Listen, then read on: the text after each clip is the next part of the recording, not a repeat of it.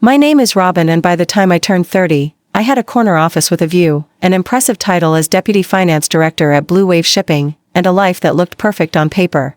What I didn't have was a family, at least not one that claimed me. To understand why I haven't spoken to my mother in years, we need to go back 16 years. I was 14 when my dad died. He was a helicopter rescue paramedic, a true hero who saved countless lives before losing his own when his helicopter crashed during a storm rescue mission. Dad was my world. He taught me how to ride a bike, how to stand up for myself, and how to solve math problems I thought were impossible. When he died, something inside me died, too. The insurance money came 6 weeks later. Mom quit her nursing job, saying she needed time to heal. I understood that. What I didn't understand was how quickly she healed enough to start dating again. 6 months after Dad's funeral, Mom brought home Alan Richards and his 11-year-old daughter, Tiffany. "Robin, this is Alan. He's going to be a part of our lives now," Mom said with a smile I hadn't seen since Dad was alive. I tried. I really did. For Mom's sake. I smiled and shook Alan's hand. I offered to show Tiffany my collection of music boxes that Dad had bought me from his rescue missions around the world. She looked at them with disinterest and then accidentally knocked one off my shelf. It shattered a little glass lighthouse from Maine that Dad had given me on my 12th birthday. "Oops," she said with a smirk. That was my first clue. Within weeks, Alan and Tiffany moved into our house, Dad's house. I came home from school one day to find Tiffany in my room wearing my clothes. "Get out," I said, dropping my backpack. "Your mom said I could borrow whatever I wanted," she replied, admiring herself in my mirror. "Besides, these jeans look better on me anyway." When I told Mom about it, she sighed, "Robin, please try harder with Tiffany. She's adjusting to a new life, too." That became the pattern. Tiffany would take my things without asking. She'd eat the lunch Mom packed for me. She'd tell her friends embarrassing lies about me. Once she even deleted my science project from the family computer the night before it was due. When I confronted her, she'd cry and somehow I'd end up being the bad guy. "You're older, Robin. You should know better," Mom would say, while Ellen nodded in agreement. The final straw came on a regular Tuesday afternoon. I'd saved up my allowance for 3 months to buy a silk blouse for the winter formal dance. It was hanging in my closet, tag still on, when I heard Tiffany in my room. I ran in to find her holding scissors to my new blouse. "Put that down," I yelled, lunging for her. She yanked the blouse away, and the scissors cut right through the fabric.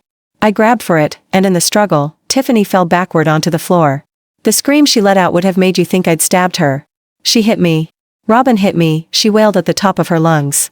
Mom and Alan rushed in. Tiffany was on the floor fake sobbing. My ruined blouse beside her. "She attacked me because I wanted to borrow her stupid shirt," she cried. "I didn't hit her. She was cutting my new blouse, the one I bought myself," I protested. Mom looked at the blouse, then at me, then at Tiffany's tear-streaked face. The slap came without warning. Her palm connected with my cheek so hard my ears rang. "I've had enough of this behavior," Mom said, her voice ice cold. "I'm tired of you bullying, Tiffany. This isn't working." A week later, I was packing my things into garbage bags because Alan didn't want to waste gas driving back to get my suitcases from the attic.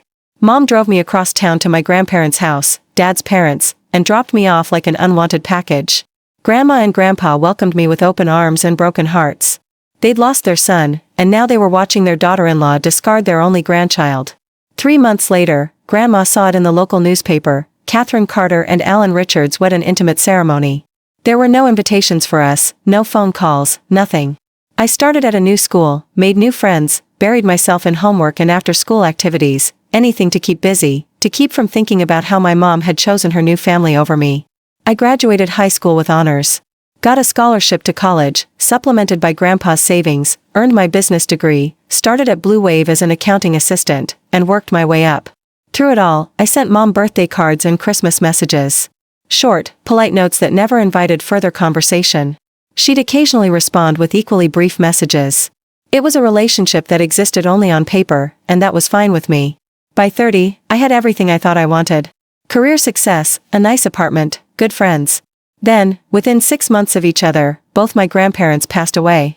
Grandpa first from a heart attack, then Grandma from what the doctors called natural causes. But what I knew was a broken heart.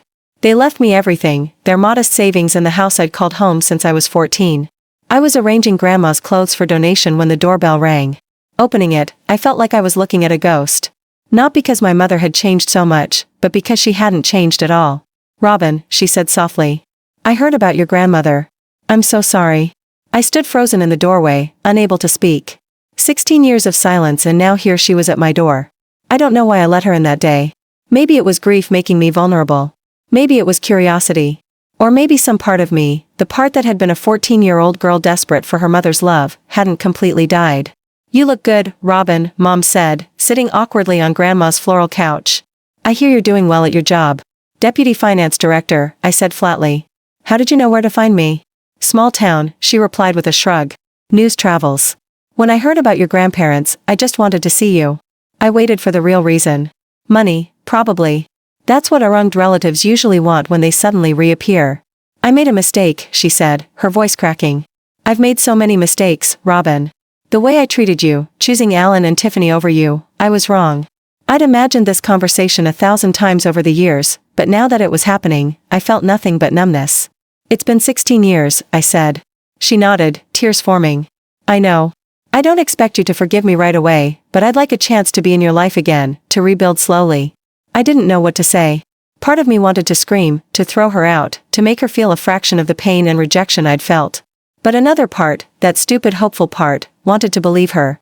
"I'll think about it," I finally said. She left her number on a slip of paper, and against my better judgment, I called her a week later. We met for coffee, just talking, careful, measured conversations that stayed away from the past. Then lunch a couple of weeks after that. Then dinner at a restaurant with Alan. He was balding now, softer around the middle, and surprisingly humble. "I wasn't a good stepfather to you, Robin," he admitted. "I always put Tiffany first, and that wasn't fair." Even Tiffany seemed different. She'd married young to a plumber named Dave and had 2 kids. When we saw each other at a family dinner 3 months after Mom's reappearance, she was almost civil. Little by little, I let them back in. Mom never asked for money outright, which surprised me. Sometimes she'd mention being short on cash for utilities or groceries. Small amounts, $200 or $300. Nothing that would hurt me to give. "I'd pay you back, but our car needed repairs this month," she'd say. I always told her not to worry about it. What was a few hundred compared to finally having a mother again? For the first time since Dad died, I felt like I belonged somewhere. Sunday dinners, holiday gatherings, even the occasional family movie night. I'd come home to my grandparents' house, my house now. Feeling lighter, like maybe the past could stay in the past. "You seem happier," my colleague James noticed at work. "You're actually smiling in meetings now." I was happier. And when Mom started asking for bigger things, I barely noticed the shift. "Robin, honey, I saw you're planning a trip to the Bahamas," she said over dinner one night. "It sounds wonderful." "Yeah, first real vacation in years," I replied, excited to tell her about the beachfront resort I booked. "Alan and I haven't had a vacation in so long," she sighed. "Not since his back surgery 2 years ago." The hint hung in the air. I knew what she was asking. I should have said no. "Would you like to come with me?" I heard myself say instead. Their faces lit up. "Oh, we couldn't impose," Mom said, already imposing. "It's fine. The resort has 2-bedroom suites. There's plenty of room." That trip cost me triple what I had planned between the upgraded suite and paying for their meals and activities. But seeing Mom happy, seeing her grateful, I told myself it was worth it. Other requests followed. Tiffany needed help buying school supplies for her kids. Alan's mother needed a new washing machine. Mom's car was making a noise. Could I pay for the inspection? None of it broke the bank, and they were always so appreciative. Thank you cards, homemade dinners, hugs and kisses, and "You're the best, Robin." Then came my mother's phone call about her upcoming 55th birthday. "It's a big one," she gushed. "I've always dreamed of having a real celebration, something special." "That sounds nice," I said, not catching on yet. "The thing is, with Alan's hours cut back at work, we can't afford anything fancy," she continued. I was wondering if you might help us put something together." I knew help meant pay for, but by then I was so accustomed to being the family ATM that I barely hesitated. "What did you have in mind?" "Just a party room, catering, maybe some decorations, nothing too extravagant." The next day, I visited Mom's house to discuss details. Tiffany was there, oddly enough, flipping through party venue brochures. "We were thinking about the harbor view," Mom said casually, pointing to a glossy photo of the most expensive event space in town. "For how many people?" I asked. Mom and Tiffany exchanged glances. "About 40, Mom said. Family, old friends, neighbors." I did some quick mental math and felt my stomach drop. The harbor view catering for 40 plus decorations and music. I was looking at thousands of dollars. "That's a lot," I said cautiously. Mom's face fell. "You're right. It's too much to ask. We can do something small at home instead." And just like that, I was 14 again, desperate to please, terrified of rejection. No, it's fine, I said quickly. I want you to have a special day. I'll make it work. Mom hugged me tight. You're an angel, Robin. I don't deserve a daughter like you. Looking back, I should have caught the glint in Tiffany's eye, the way she smirked when Mom wasn't looking. But I was too busy being the good daughter, the one who had finally earned her place in the family. Luckily, my friend Melissa owned Riverside Events, a mid-sized venue with its own catering service. When I explained what I needed, she immediately offered to handle everything. I'll give you my friends and family discount, she insisted, though I knew the price would still be steep. For the next 2 months, I wrote checks and approved plans, watching my savings dwindle while taking comfort in Mom's excited phone calls about her party. I can't wait for Saturday, Mom said the night before her birthday. And Robin, I have a surprise for you tomorrow. A surprise for me. It's your birthday, I laughed. Just wait and see, she said mysteriously. It's going to be a day none of us will forget. She was right about that. At least the day of the party, I left the salon feeling beautiful. My normally practical ponytail had been transformed into soft waves, and the makeup artist had given me a natural but polished look. For once, I wasn't just a reliable financial provider. I was going to be a daughter celebrating her mother. As I checked my phone to call a taxi, it lit up with Mom's name. My heart warmed, expecting her to ask when I'd arrive or if I could bring something last minute. Instead, her cold tone froze me in place. Robin, I'm calling to tell you that you shouldn't come to the party tonight. You're not invited. I don't want you there. The sidewalk seemed to tilt beneath me. Mom, what are you talking about? I organized everything. I paid for. Yes, you paid. That's all we needed from you. Her voice had a cruel edge I hadn't heard since the day she'd slapped me.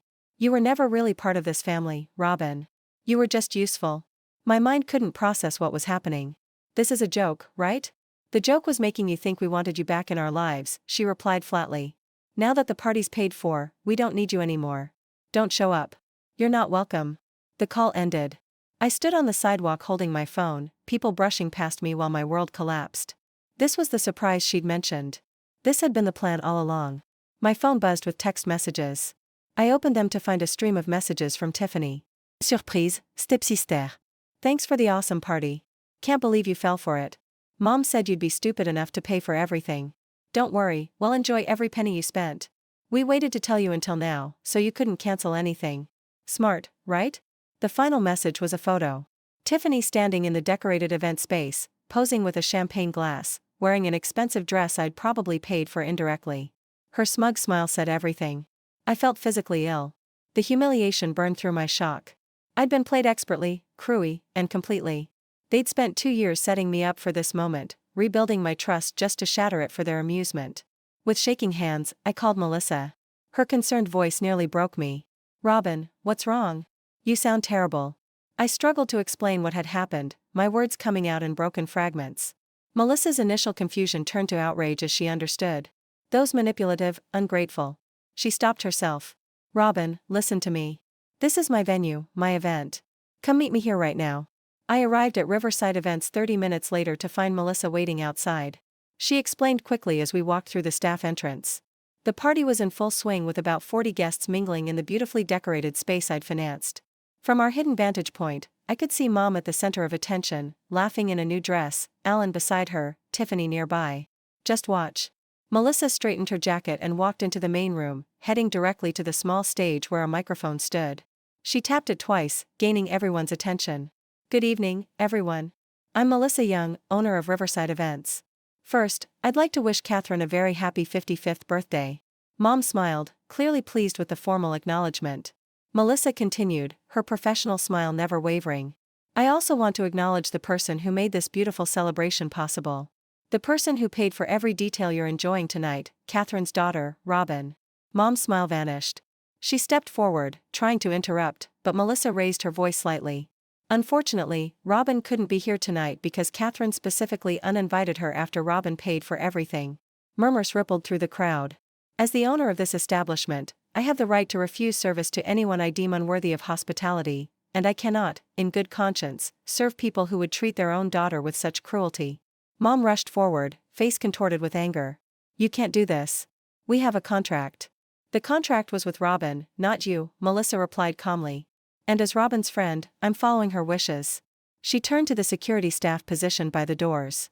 Please escort everyone out. The party is over. I watched chaos unfold. Mom screaming about calling the police. Guests looking confused and embarrassed. Tiffany turning pale as her perfect night disintegrated. Melissa's voice cut through the noise. The catering will be donated to the Hope House shelter. Anyone who is genuinely unaware of this family's behavior is welcome to contact us for a future discount. Everyone else out now. The security team began ushering people toward the exits. Some guests whispered to each other, casting disgusted looks at Mom. Others simply left quickly, eager to escape the uncomfortable scene. I saw Mom frantically trying to explain to an older woman who was shaking her head in disapproval. Alan stood uselessly nearby while Tiffany appeared to be on the verge of tears. The beautiful cake I'd specially ordered remained uncut on its stand. Within 15 minutes, the venue was empty except for staff. Melissa returned to where I waited, eyes bright with satisfaction. "That felt good," she said, sitting beside me. For the first time since Mom's call, I felt something other than pain. It wasn't quite satisfaction or happiness, but perhaps it was justice. The tears came then, not of humiliation, but release. Melissa held me while I cried, finally letting go of the fantasy that I could ever have the mother I deserved. We left through the back entrance as the catering staff packed up food for delivery to the shelter. I spent the night at Melissa's apartment, alternating between numbness and anger as my phone lit up with increasingly desperate messages from Mom, Ellen, and Tiffany, all of which I ignored. By morning, their tone had changed from apologetic to accusatory. I was cruel, vindictive, heartless. I had humiliated them in front of their friends. I owed them another party. The cognitive dissonance was almost impressive. They had planned for months to humiliate me. Yet somehow I was the villain for exposing their cruelty. I deleted every message without responding. Over coffee, Melissa and I laughed about the shocked expressions on their faces when they realized their plan had backfired. It wasn't complete healing, but it was a start. "What are you going to do now?" Melissa asked. I considered the question, stirring my coffee thoughtfully. "Live my life without toxic people in it," I replied. I thought it was over. I really did. I changed my phone number, blocked their emails, and was beginning to heal. Work became my sanctuary again. The corner office with its view of the harbor felt like a testament to what I could achieve on my own without family, without their false support. My colleagues noticed the change in me, but no one asked questions. They just welcomed back the focused, driven Robin. They knew. 2 weeks after the party disaster, on a peaceful Sunday morning, an aggressive pounding on my front door shattered my calm. I opened it to find Mom, Alan, and Tiffany on my doorstep, their faces twisted with anger. They pushed past me into the house before I could stop them. "How dare you?" Mom spat, her face inches from mine. "Do you have any idea what you've done to us?" I maintained a cold composure that surprised even me. Inside, my heart raced, but outwardly I was stoned. "I didn't do anything to you. You did it to yourselves." Tiffany stepped forward, pointing her finger in my face. "Everyone's talking about us. My kids came home crying because their friends said their grandma was mean to their aunt. My husband's boss was at that party. He looks at Dave differently now. And my church group," Mom added, her voice breaking with self-pity rather than remorse. "People I've known for years are treating me like I'm some kind of monster." I almost laughed at the absurdity. They'd spent years manipulating me, culminating in a calculated public humiliation, and now they were angry about facing consequences. I noticed Melissa standing in my living room doorway. She'd come over for coffee before they arrived. When Mom spotted her, her eyes narrowed dangerously. "You," Mom hissed, pointing at Melissa. "I'm going to sue you for ruining the holiday. You had no right to cancel my party. I'll write disgusting comments about your business and ruin your reputation." Melissa stood her ground, unfazed, but I'd heard enough. I coldly interrupted my mother, my voice cutting through her tirade like ice. "If you dare to ruin the reputation of my friend, then I will publish the most disgusting messages from you and your daughter in which you confess that you used me and that you did not specifically invite me to humiliate me." Mom's mouth snapped shut. Tiffany pad visibly. I was angry. "I didn't mean it," Mom lied. I pulled out my phone and opened Tiffany's text messages. "Really?" Because Tiffany wrote, and I quote, "Mom said you'd be stupid enough to pay for everything. That sounds pretty premeditated to me." Tiffany pulled further. Mom shot her a venomous look. "Those are private messages," Tiffany sputtered. "Which I'm sure your friends, neighbors, and Dave's boss would find fascinating," I replied, my implication clear. The threat hung in the air. Mom recovered first, trying a new angle. "Robin, please. I'm your mother." "No," I said, the words simple but powerful. "A mother doesn't abandon her child for a new family. A mother doesn't scheme for years to hurt her daughter. You gave birth to me, but you stopped being my mother the day you chose them over me." I walked to the front door and held it open. "Get out of my house. Don't contact me again. If you try or if you go after Melissa's business, I'll share every manipulative message, every cruel word with anyone who will listen." They left. Mom, pausing at the threshold. You'll regret this. Blood is thicker than water. Grandma used to say the full quote is, the blood of the covenant is thicker than the water of the womb, I replied. It means the family you choose is stronger than the family you're born into. I've chosen mine. I shut the door on her shocked face. Melissa appeared beside me with 2 wine glasses. I think this calls for a celebration. We toasted to freedom from toxic relationships, to chosen family, to the strength I didn't know I had until I needed it. That was 2 years ago. I'm 34 now. I've been promoted to finance director at Blue Wave, bought a vacation cottage on the lake, and started dating someone kind and honest. Melissa and I remain close friends, family really. Sometimes I see them around town. Last month I spotted Mom and Alan at the grocery store. They looked older, diminished somehow. Mom saw me too, her eyes widening with recognition before I deliberately turned away. I felt nothing, no anger, no pain, not even satisfaction, just peaceful indifference. When people ask about my family, I tell them about my grandparents who took me in, about my father who taught me courage, about friends who stood by me when it mattered most. I tell them family isn't always blood. Sometimes it's the people who choose to love you when they don't have to. As for Mom, Ellen, and Tiffany, they're strangers to me now. If there's one thing I've learned, it's that not everyone deserves a place in your life, even if they share your DNA. Some bridges aren't meant to be rebuilt. Some relationships are better left in the past. I found my peace. I built my life. And I've learned that sometimes the greatest act of self-love is simply walking away.